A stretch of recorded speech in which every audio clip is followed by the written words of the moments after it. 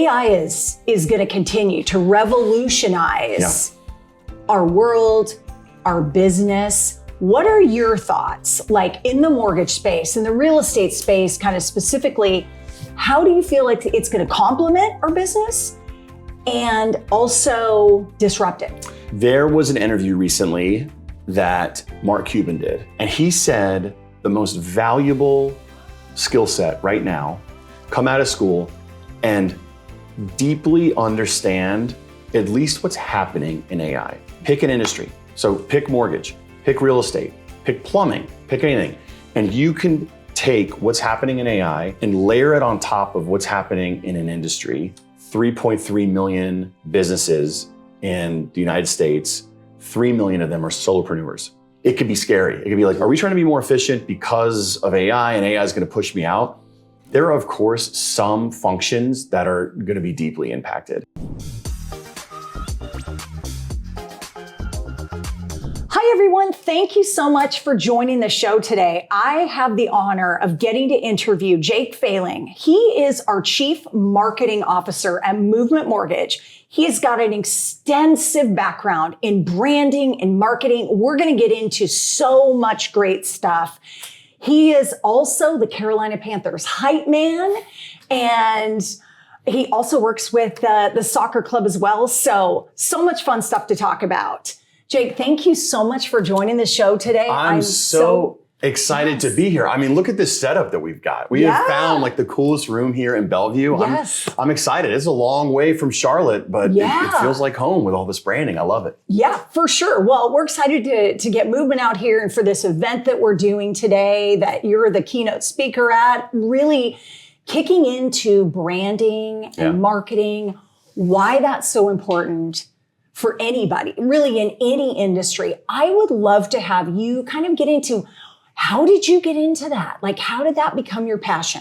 I've always been into marketing, whether, as a kid, it was collecting, baseball cards. It was collecting like figurines. My parents they love to dig them up and embarrass me in front of my wife and kids. But I always imagined sort of like the camera on the other side of it that was be like, all right, this is my card collection. These are my toys.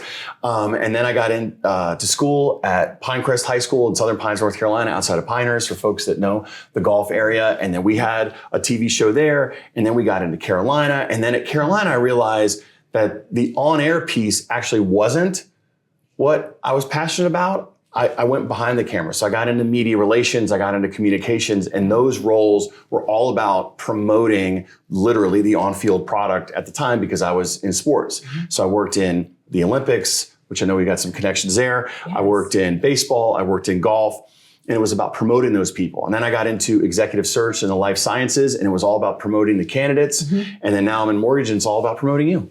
Yes, and I can just say firsthand at Movement Mortgage, there is no other company like us in the industry. And it is so special. And part of what makes it so special is you and your team and what you do from the communication and the marketing aspects and what sets us so much apart. Can you kind of just take us through, behind the scenes, what your thought process is and how you drive and lead that team? So, I have known Casey, our CEO, for a while. I have watched the evolution of Movement. And so when I came to the company in 2017, having been familiar with the company since 2006, even before 2008, I saw a company that already had a mission, a vision, and a brand. And so a lot of times people in my role, they'll come in and they feel like they've got to be the branding savior. They go through a rebrand process. They put together this fancy deck with like, here are our images, here's our fonts, here's what we're going to do. I came into a situation where that was all built. The regime before me did an amazing job. I have my own personality though, and I have my own vision and way to do things. I do not take myself very seriously. I have sort of a self-deprecating style of humor, And I like for that to be conveyed. If anyone follows me on social media, it's probably very confusing. Like, this is a mortgage guy. All this guy does is have his kids make fun of him. And I try to bring a piece of that into what we do at Movement. I'm also obsessed with marketing, branding, and staying ahead of the curve on some things. If you looked at my algorithm, you'd think I was a 14-year-old. And so there's an intersection of all of that, right? Okay. We're in a very serious industry. Money is a serious thing. But sometimes a little too serious. And so where is the intersection where we can like respect the fact that people are making the biggest purchase of their lives, but also respect the fact that you can't just live your life like this too. Right. Like if you're in financial services, if you're in a regulated industry, a lot of what you do is like compliance, tenseness, right? And so I have found with the support of Casey, and again, because it was already built in many ways, of being able to put my sort of spin on things. And it's so funny. As I built my team, I love that you mentioned my team because at the end of the day, it's all about the team. There are a lot of people with sports backgrounds on the team. What I tell my guys is there's two ways to look at it. And that's why when I look at candidates, I look at people with sports backgrounds. One, they have a hack in sports. And I'm looking across the other side of this camera at Ryan because he works in sports and he gets to do this every day.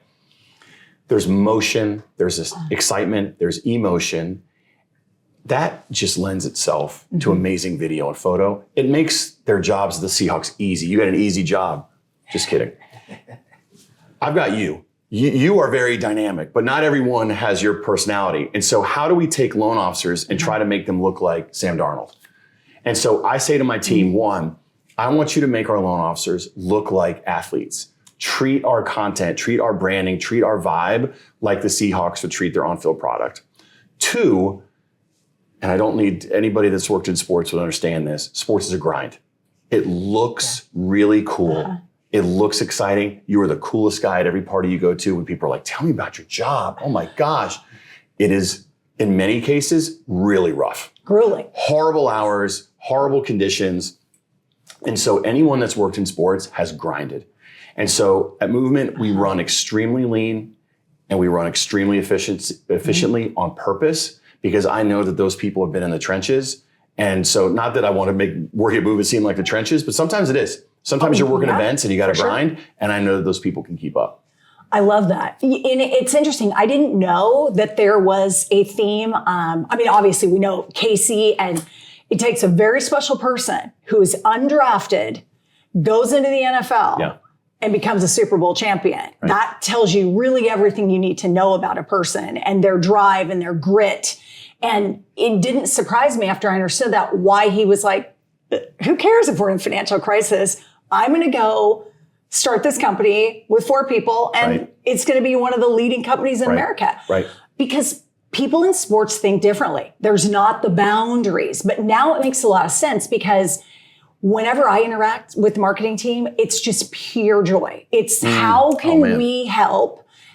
What can we do? And I'm like, I know you have a million loan officers that are probably reaching out, but they always make you feel like it's custom. Like they're doing something custom. And that's what's so different.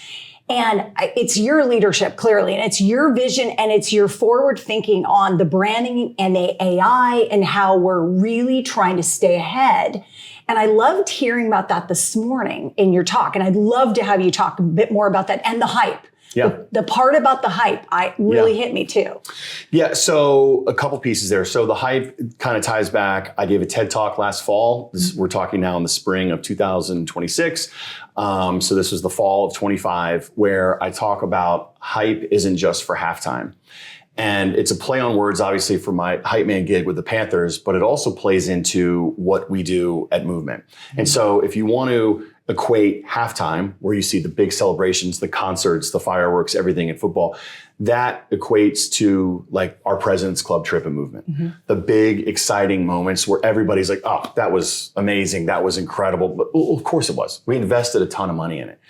It's the August 11th random design that a designer does for Carice on the fly in a pinch that probably deserves more hype, if we're being honest. Because that for you, I mean, you're a unique example, but that for you could mean that you were able to, close some business here because you did something amazing for a realtor partner or for a podcast guest or something along those lines.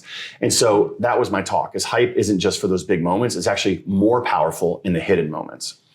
And so I take that into my job at Movement every day as well, and try to hype up our designers, our videographers, our digital marketers, our comms people.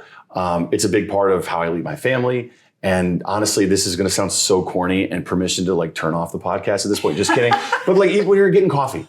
Yes. When you're getting coffee, like just like that person could be having a terrible day. Yes. And a little thing like, hey, thank you so much, you're crushing it. Like that goes a long way. That's so crazy you bring that up, because growing up, my father he was my North Star. I was super close. He was my mentor. That man always had a smile on his face, and everybody loved him. He always said to me, always smile at people. Ask them how their day is going, because you never know what someone's going through. Right. And so just asking somebody at a coffee shop, how are you doing today? Oh, thanks for asking. Yeah, like really? No one ever asked me that. Right, exactly. Which is shocking, right? Yes, it's so true. But just making people feel special, makes such a difference. So with AI is going to continue to revolutionize our world, our business. What are your thoughts, like in the mortgage space, in the real estate space, kind of specifically? How do you feel like it's going to complement our business and also disrupt it? There was an interview recently that Mark Cuban did that went super viral. I don't know if you saw it, but you think about all the successes that he's had with his businesses, building them, selling them, Shark Tank, the millions of businesses that he's seen. He's kind of one of those people, when you believe in everything he said, that you just at least have to listen. You have to go, okay, he's speaking, I need to pay attention. Mm-hmm. And he said the most valuable skill set right now is the person who comes out of school. I mean, whatever age you want to be, but like he was saying it through the lens of like people that are graduating right now. Come out of school and deeply understand at least what's happening in AI. Mm-hmm. Like if you follow Claude, I mean, you look at all the releases that Claude has put out, Anthropic has put out since January. It's like every week they're putting out a new thing. Being on top of that and understanding those changes, and then just pick an industry, truly. Pick an industry. So pick mortgage, pick real estate, pick plumbing, pick anything. And you can take what's happening in AI and layer it on top of what's happening in an industry. And maybe you're not solving all the problems, but you're able to go, hey, have you thought about taking this new thing and applying it to how you contact your clients as, again, like power washing company? Think about all those things. And more often than not, the answer is no. And I think I'm going to get the numbers wrong, but I think what he said is there's 3.3 million businesses in the United States. 3 million of them are solopreneurs. So it's somebody that owns their own business. So it's a lot of those type of businesses, and they're just by themselves. Like I'm just going to build this HVAC company and then I'm going to retire. Yes. Like, what do I do? And so they need a 22-year-old to come in and go, did you know you could use this to be more efficient? And so I know that AI scares people, and in an environment like at Movement where we really do try to run really fast and efficiently, like move fast, break things. That was the whole Zuckerberg thing. It could be scary. It could be like, well, are we trying to be more efficient because of AI, and AI is going to push me out? There are, of course, some functions that are going to be deeply impacted. But there are, I would say, just as many opportunities to come in, sit across from me at the table and go, hey, Jake, you guys are doing a great job here, but did you know you could do this? Did you know you could do this? And we can build it in minutes. And I think that's the really cool thing that I'm looking at. Look, if you wanted to get into like specifics of like, how are you writing copy for social? How are you designing things? We could talk about that all day, but just sort of like zooming out of like, I told my team the other day, it's like, where is the person that's coming into this meeting and kicking our tails and saying like, you're leaving tons of opportunity on the table for not doing it like this? Every department at Movement, not just marketing, has to be doing that. And we're starting to. We got great leadership that's pushing us in that direction, and I'm excited.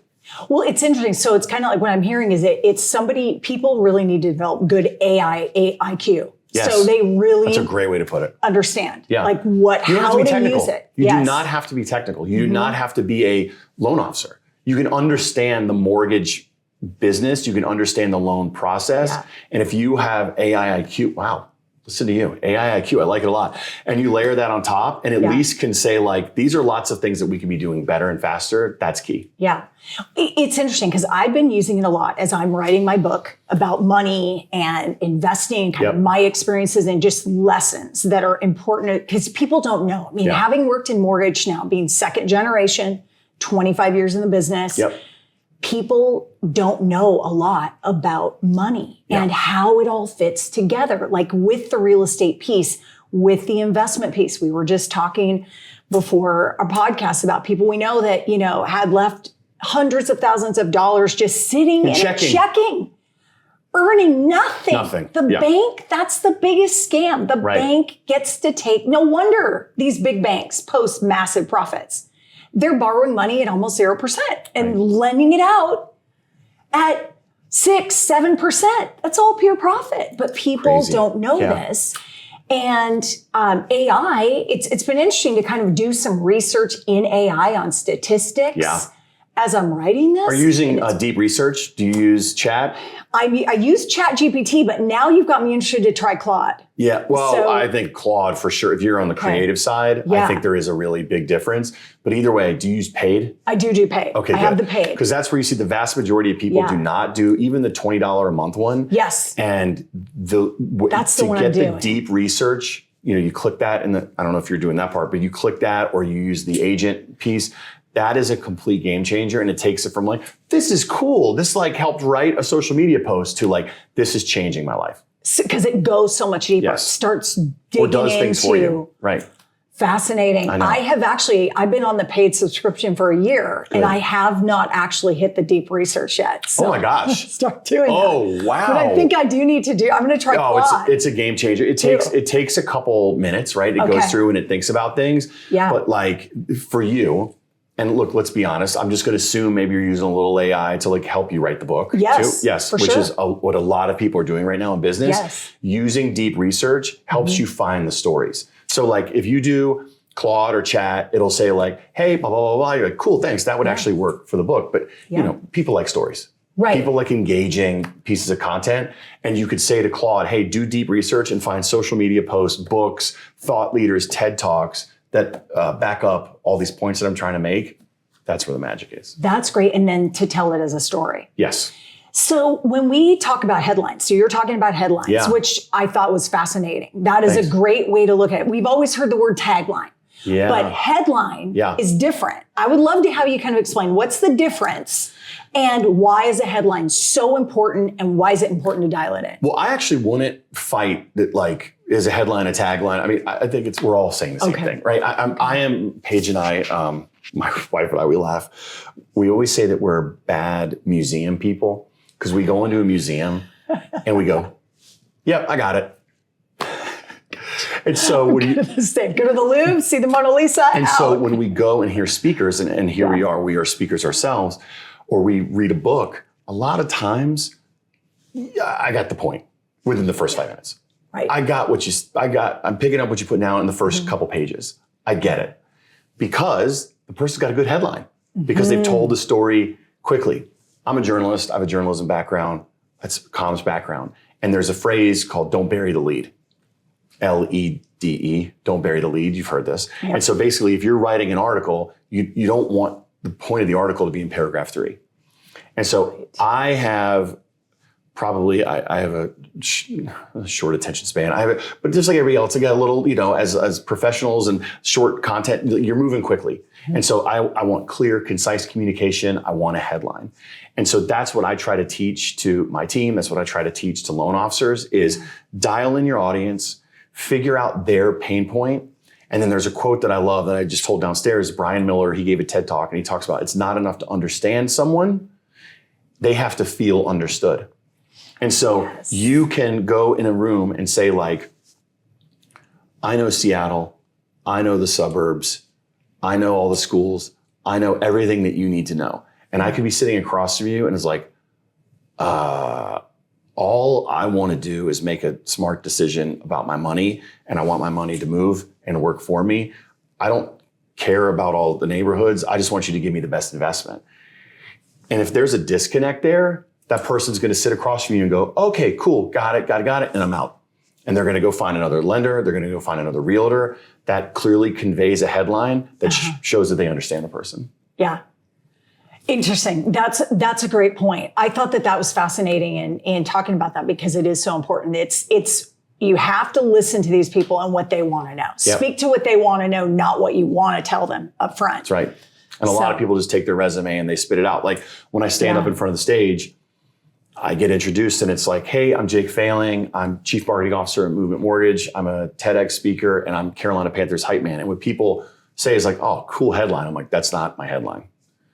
My headline is I'm a marketer and a speaker that believes the most underrated skill in business at home and in everyday life is the ability to hype people up. Mm-hmm. That's the headline that I try to take across all of my industries, not just what's on my business card. Am I dating myself? There's no business cards anymore. Sorry, but you get the point. It's funny. This morning I put business cards in my purse. I was like, what am I doing? Even use them I know. What am I doing? You spend all this money on business cards. So anyway.